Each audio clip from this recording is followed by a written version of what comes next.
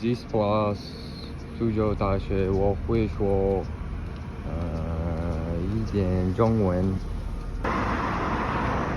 苏州 Street.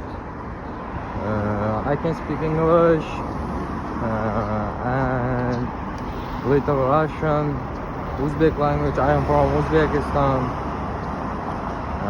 but I study China.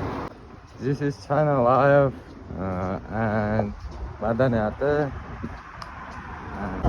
Because around Tongshui, har xil davlatdan.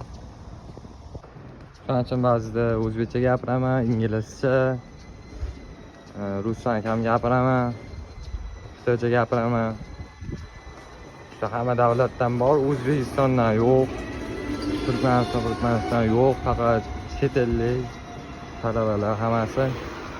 Shuning uchun ingliz tili, xitoy tili ko'p aralashtirib gapiraman o'zbekchaga.